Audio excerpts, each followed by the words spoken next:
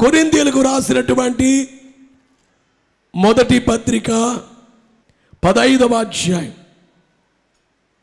3వ వచనము నుంచి, నాకియ్యబడిన ఉపదేశము మొదట మీకు అప్పగించి తిని, అదేమనగా లేఖనముల ప్రకారము క్రీస్తు మన పాపముల నిమిత్తము మృతి నొందెను, సమాధి చేయబడెను.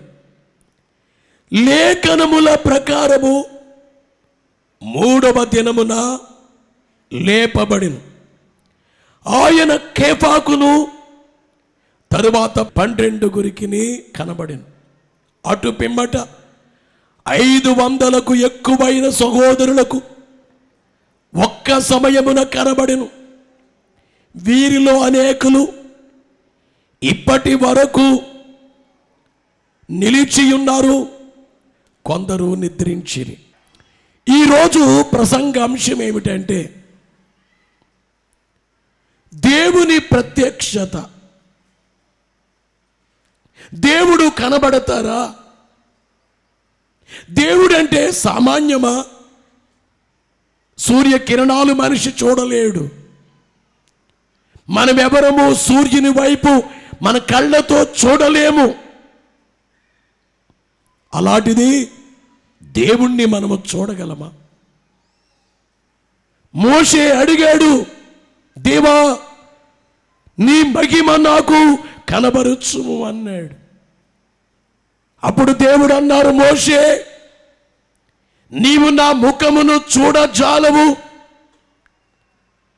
ఏ నరుడును నన్ను చూచి బ్రతుకడు అని దేవుని యొక్క వాక్యములో నిర్గమకాండము 33వ అధ్యాయము 18వ వచనము నుండి 20 వరకు, అలాగే దేవుని యొక్క వాక్యములో తిమోతి మొదటి పత్రిక 6వ అధ్యాయము 16వ వచనములో సమీపింపరాని తేజస్సులో అమరత్వము కలిగి నిత్యము వసించుచున్నారు. మనుషుల్లో ఎవరును ఆయన చూడలేదు, చూడనేరడు. అంటే దేవుడు మనుషులకు కనబడనంత రీతిలో, మనుషులే కాదు ఆత్మ స్వరూపులైన దూతలే దేవుని చూడలేక 2 కళ్ళతో ముఖాన్ని కప్పుకుంటున్నారు, ఆ మహిమ చూడలేక. అలాంటిది మనము మనుషులము, నరులమై ఉన్నాము.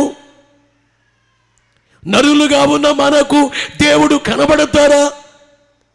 అయితే 2000 సంవత్సరాల క్రితం దేవుడు నరుడుగా వచ్చారు. భూమి ఆకాశాలు చేసిన దేవుడు నరుడుగా వస్తే నరులు చూచారు ఆయన్ని, నరుడు కాబట్టి చూచారు. మరియ గర్భములో నుండి శిశువుగా వచ్చారు కాబట్టి చూచారు.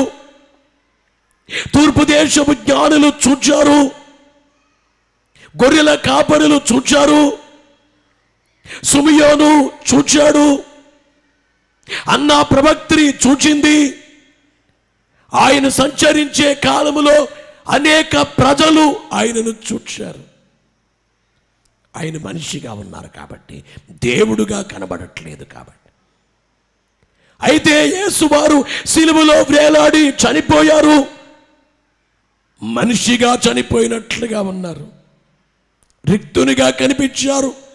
యేసువారు సిలువలో మనిషిగా చనిపోయినట్లుగా కనబడితే ఆదివారము తెల్లవారుచుండగా దేవుడుగా తిరిగి లేచారు.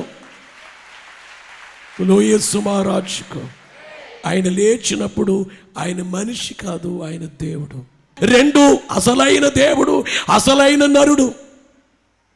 యేసువారు సమాధిలో నుంచి లేచారు. లేచిన తరువాత ఆయన కొంతమందికి కనిపించారా, కనిపించలేదా? మొట్టమొదటిగా ఎవరు చూచారు?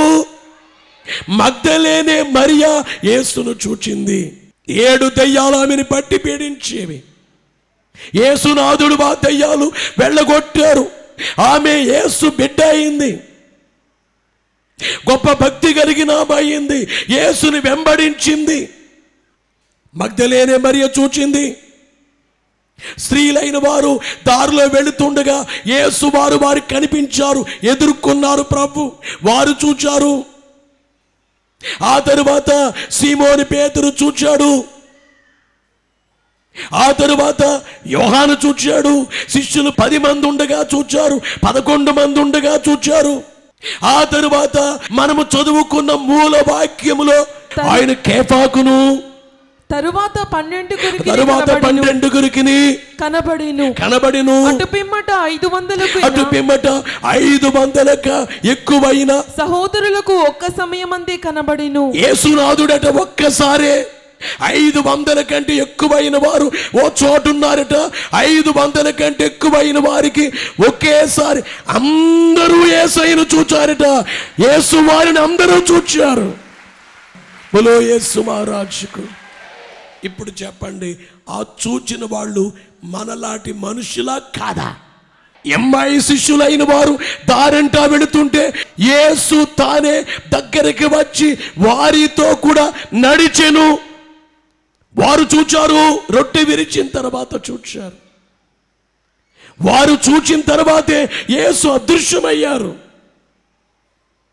ప్రభునందు ప్రియులారా, ఈ వచనాలన్నీ చూస్తే యేసు ప్రభు కనిపించారు.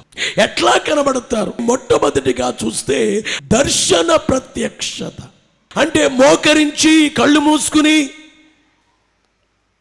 చూస్తుండగా దేవుడు కనబడతారు దర్శనములో. యెహెజ్కేలు గ్రంథము 1వ అధ్యాయము 1వ వచనములో చూస్తే 30వ సంవత్సరము 4వ నెల 5వ దినమున నేను కెబారు నది ప్రదేశమున చెరలోని వారి మధ్య కాపురం ఉంటిని. ఆ కాలమున ఆకాశము తెరవబడగా యెహెజ్కేలుకి ఏమి కనిపించింది? ఆకాశము తెరవబడగా దేవుని గూర్చిన దర్శనములు నాకు కలిగెను. దేవుని గూర్చిన దర్శనములు ఏం కలిగాయట?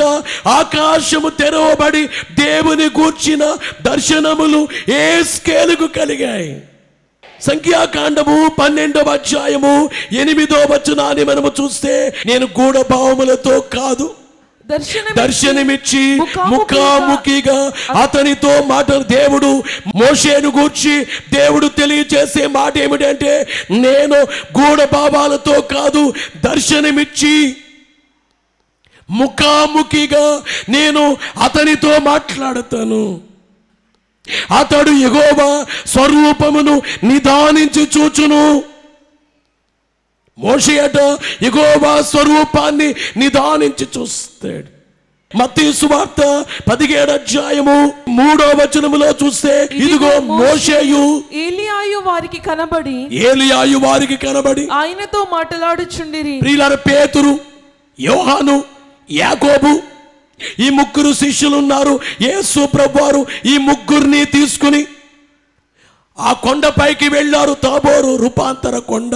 ఆ కొండపైకి మోషే, ఏలియాలు వచ్చారు. ఆ టైంలో యేసు వారి యొక్క ముఖమే సూర్యుని వలె ప్రకాశించింది. ఆయన వస్త్రాలు హిమము వలె తెల్లగా అయిపోయాయి. ఆ కార్యాన్ని చూచి శిష్యులే పడిపోయారు అక్కడ. అంటే గమనించేటువంటి మాట ఏమిటంటే, దేవుడు మనుషులకు దర్శనమిస్తారు, దేవుడు కనబడతారు.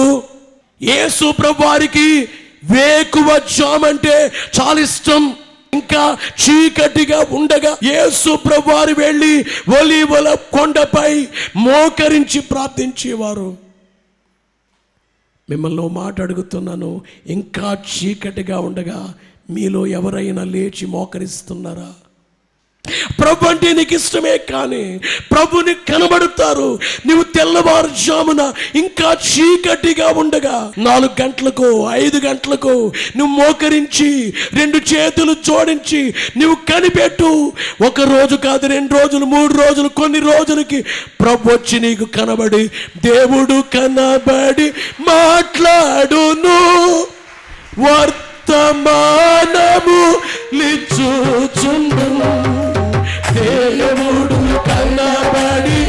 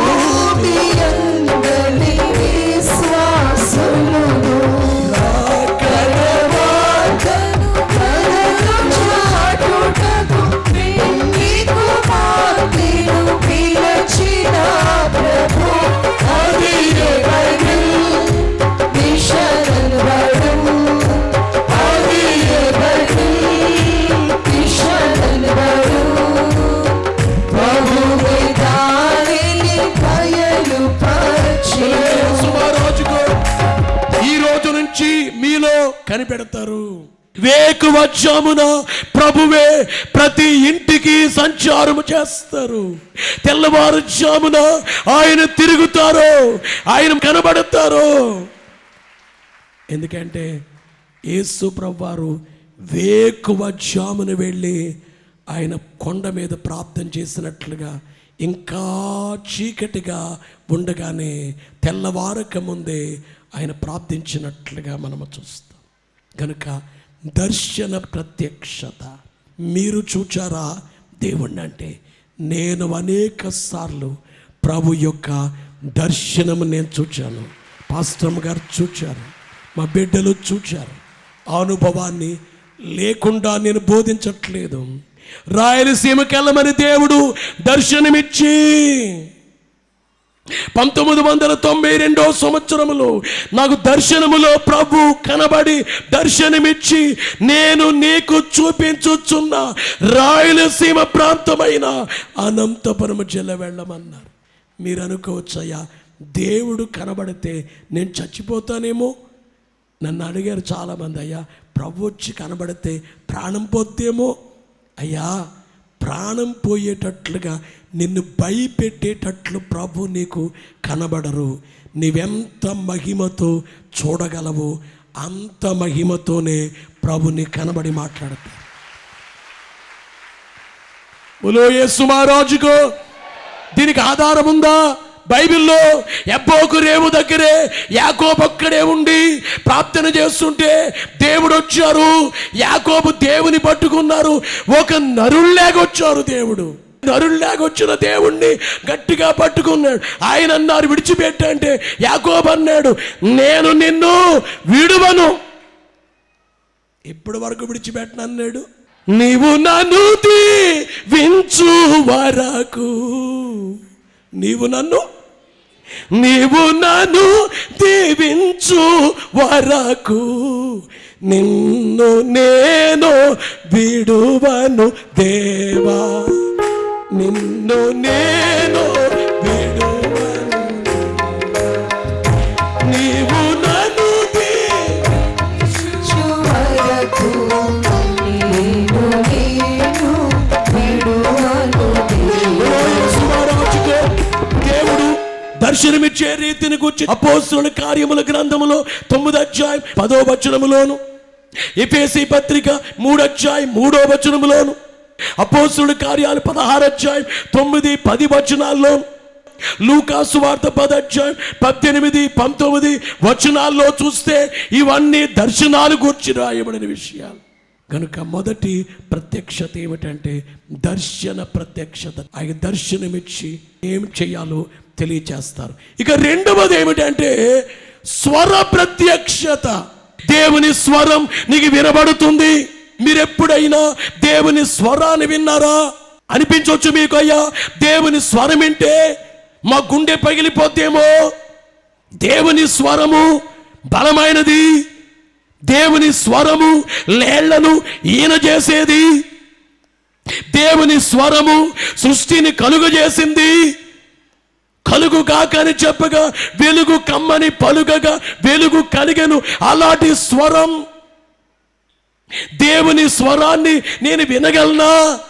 ఈ సన్న స్వరమన్నా నీవు ఎప్పుడైనా విన్నావా? ఏ సన్న స్వరమన్నా, ఏ సన్న స్వరమన్నా, గట్టిగా ఎప్పుడైనా విన్నావా?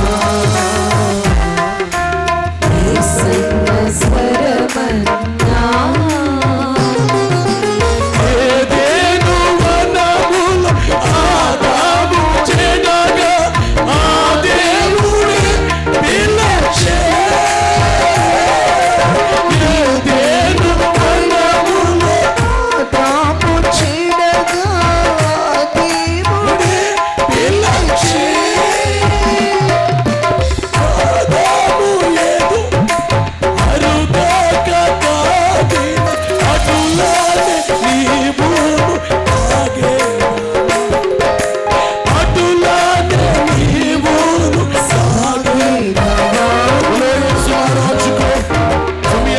గ్రంథములో 3:10 తరువాత యెహోవా ప్రత్యక్షమై నిలిచి ఆ రీతిగా సమూయేలు అని పిలువగా. ఈనాడు ప్రియులారా, దేవుడే స్వరము ద్వారా ప్రత్యక్షమవుతారు. ఆయన స్వరం వినబడుతుంది. బాలుడైన సమూయేలుకి దేవుని స్వరం వినబడింది. ఎప్పుడైనా కానీ ఆశ లేకపోతే ఎవరేం చేయలేమండి. బైబిల్ ఏం చెప్పింది? ఆశ గల ప్రాణములను ఆయన తృప్తిపరచును. ఎప్పుడైనా దేవుడు మనిషిని చూస్తారు. ఆ వ్యక్తికి ఆశ ఉంటేనే ఆశ తీరుస్తారు. ఆశ లేదనుకోండి, ఆ వ్యక్తిని పట్టించుకోరు. అందుకే బైబిల్ ఏం చెప్పింది? ఆసక్తి విషయంలో మాంద్యులు కాక ఆత్మయందు తీవ్రత. నీకు ఏ ఆశ ఉండాలి? దేవుణ్ణి చూడాలి, దేవుని స్వరాన్ని వినాలి అనే ఆశ నీకు ఉండాలి. నీకు ఆశ లేకుండా దేవుడు నీకు ఎలా కనబడి మాట్లాడతారు? నువ్వు నమ్మనప్పుడు నీకు ఎట్లా చేస్తావు? అపోస్తలుల కార్యాలు 9:3-4 సౌలుతో మాట్లాడారు. యోహాను సువార్త 10:27 నా గొర్రెలు నా స్వరం వినునని వ్రాయబడింది. రాజుల మొదటి గ్రంథం 19:12 ఆయన స్వరాన్ని గురించి వింటాం. ప్రకటన 1:11-12 ఆయన స్వరాన్ని విన్నాడు యోహాను గారు, యేసు ప్రభు యొక్క స్వరాన్ని. కాబట్టి దేవుడు ఆయన దర్శన ద్వారా ప్రత్యక్షం అవుతారు. దర్శన ప్రత్యక్షత, స్వర ప్రత్యక్షత. ఇక మూడవది ఏమిటంటే, దేవుడు కొన్ని పర్యాయాలు దర్శనము కాకుండా, స్వరము కాకుండా వ్రాత ద్వారా నీకు బయలుపరుస్తారు కొన్ని విషయాలు. వ్రాత ప్రత్యక్షత. దినవృత్తాంతముల మొదటి గ్రంథము 28:19 చూస్తే, ఇవన్నీ అప్పగించి యెహోవా హస్తము నా మీదికి వచ్చి ఈ మచ్చుల పని అంతయు వ్రాత మూలముగా నాకు నేర్పెను అని సొలొమోనుతో చెప్పాను. దావీదు అంటున్నాడు, ఓ సొలొమోను, మందిరాన్ని ఎలా కట్టాలో దేవుని హస్తం వచ్చి వ్రాసి నాకు చూపించారు. అంటే దేవుడు కొన్ని వ్రాసి చూపిస్తూ ఉంటారు. బైబిల్లో ఓ రాజు గారికి దేవుడు ఒక వ్రాత వ్రాసి చూపించారు. మెనే మెనే టెకేల్ ఒపార్సిన్. నేను తూకములో తూస్తే తక్కువగా తూయబడ్డావు గనుక నువ్వు అయిపోతున్నావు, నువ్వు సరిగా తూయబడలేదు అని ఒక హస్తం వచ్చి వ్రాత వ్రాస్తుంది. యెరూషలేము దేవాలయములో ఉన్న పాత్రల్లో మందేసుకుని తాగుతున్నారు. ఆడ తండ్రి తెచ్చేశాడు వాటిని. మందిరములో ఉండే పాత్రల్ని ఇంట్లో తన రాజ్యములో వాడుతుంటే ఒక వ్రాత వచ్చింది, మెనే మెనే టెకేల్ ఒపార్సిన్. నువ్వు తక్కువగా తూయబడ్డాయి, నువ్వు తూస్తే ఇంకా నువ్వు లేవు. ఇంకా తర్వాత ఆ రాజు చనిపోయాడు. వ్రాత ప్రత్యక్షత. ప్రియులారా, ఆదికాండము 37:9 చూస్తే, అతడు ఇంకొక కల కని తన సోదరుడు తెలియచేసి, ఇదిగో నేను మరి ఒక కల కంటిని, అందులో సూర్యు చంద్రుడును 11 నక్షత్రములను నాకు సాష్టాంగ పడినని చెప్పాను. గమనించాలి ప్రియులారా, ఇంకో కార్యము కనిపించింది. ఇదేమిటంటే స్వప్నము. స్వప్నాల్లో దేవుడు కనబడతారు. స్వప్నములో దేవుడు యోసేపు రాజైనట్లు చూపించారు స్వప్నములో. అలాగే దేవుడే నువ్వు నిద్రపోతున్నప్పుడు నీ స్వప్నములో దేవుడు బయలుపరుస్తారు అనేక విషయాలు. మత్తయి సువార్త 1:20 మరియ భర్త అయిన యోసేపుకు స్వప్నములో దేవదూత వచ్చి కనబడిన రీతి. సంఖ్యాకాండం 12:6 రాజుల మొదటి 3:5 మత్తయి సువార్తలో 27:19 అతడు న్యాయపీఠము మీద కూర్చుండి ఉన్నప్పుడు అతని భార్య, నీవు ఆ నీతిమంతుని జోలికి పోవద్దు, ఈ ప్రొద్దు ఆయనను గూర్చి నేను కలలో మికిలి బాధపడుతునని అతని యొద్దకు వర్తమానము వినాలి. ఆ పిలాతు భార్యకే స్వప్నములో దేవుడు చూపినటువంటి రీతి స్వప్నం. ఆ కల్లో నేను చూచాను, మికిలి బాధపడ్డాను. స్వప్న ప్రత్యక్షత. 5వది ఏమిటంటే, నెహెమ్యా గ్రంథం 2 12వ వచనం. రాత్రియందు నేనును నాతో కూడాను కొందరును లేచితిమి. యెరూషలేమును గూర్చి దేవుడు నా హృదయమందు పుట్టించిన ఆలోచనను నేనెవరితోనైనాను చెప్పలేదు. వినాలి ప్రియులారా, దేవుడు ఏం చేస్తారట? ఊహ ద్వారా మాట్లాడతారు. దేవుడు నీకు ఏం చేయాలో ఒక చక్కటి ఆలోచన పుట్టిస్తారు. ఊహ ద్వారా దేవుని కార్యాలు నీకు ప్రత్యక్షం అవుతాయి. అనేక సార్లు నేను చూచింది ఏమిటంటే, ఏం చేయాలో ప్రభు పక్కనే ఉండి చెప్పేస్తున్నట్లుగా నేను చాలాసార్లు చూచాను. పక్కనే ఉండమాట. రాజుల మొదటి గ్రంథములో 3 అధ్యాయము 11, 12 వచనాల్లో చూస్తే జ్ఞాన ప్రత్యక్షత. దేవుడు అతనికి ఈలాగు సెలవిచ్చెను, దీర్ఘాయువునైనను ఐశ్వర్యమునైన నీ శత్రువుల ప్రాణమని అడుగక న్యాయములను గ్రహించుటకు వివేకం అనుగ్రహించమని నీవు అడిగితివి. బైబిల్లో సొలొమోను కంటే జ్ఞాని లేరు. అందరికంటే గొప్పవారు ప్రభువే, కానీ మనుషుల్లో సొలొమోను జ్ఞాని. సొలొమోనుకు అనేక విషయాలు జ్ఞానం ఇచ్చారు, జ్ఞాన ప్రత్యక్షత. ఇక 7వదిగా ఏమిటంటే, అన్నిటికంటే చాలా గొప్ప ప్రత్యక్షత, వాక్య ప్రత్యక్షత. వాక్యం. నువ్వు ప్రార్థన చేస్తుంటే నీకు ఓ వచనముతో దేవుడు మాట్లాడతారు. నువ్వు మోకరిస్తే వచనము ద్వారా మాట్లాడతారు. ఈ వాక్యమే అన్ని ప్రత్యక్షతల కంటే గంభీరమైనది. వాక్యమే. 7 ప్రత్యక్షతలు. మొదటిది దర్శన ప్రత్యక్షత, 2 స్వర ప్రత్యక్షత, 3 వ్రాత ప్రత్యక్షత, 4 స్వప్న ప్రత్యక్షత, 5 ఊహ ప్రత్యక్షత, 6 జ్ఞాన ప్రత్యక్షత, 7 వాక్య ప్రత్యక్షత. ఈ 7 విషయాలు మీ హృదయాల్లో భద్రం చేయబడాలి. యేసు సమాధిలో నుంచి లేచి కనబడ్డారా? కనబడలేదా? ఆరోహణమయ్యే వరకు కనబడ్డారు. ఆరోహణమైన తరువాత కనబడ్డారా? కనబడలేదా? ఆరోహణమైన తరువాత శపను కనబడలేదా? ప్రకటన గ్రంథాన్ని వ్రాసిన యోహాను గారు కనబడలేదా? ఆరోహణమైన తర్వాత కూడా కనబడ్డారు. కాబట్టి ఈ వేళ కూడా దేవుడు కనబడతారు, మాట్లాడతారు. ఆ ఆసక్తితో ఆయన వైపు చూచేవారికి దేవుడి మాటలు మీ హృదయాల్లో పదిలము చేయునుగాక. సిలువ వేయబడి చనిపోయి తిరిగి లేచి పరమునకు వెళ్ళిన ప్రభు మన కోసం రాబోతున్నారు. ఆయన రాక కోసం సిద్ధపడి మేఘమెక్కే భాగ్యం దేవుడు మెండుగా మీ ఎల్లరకు దయచేయునుగాక.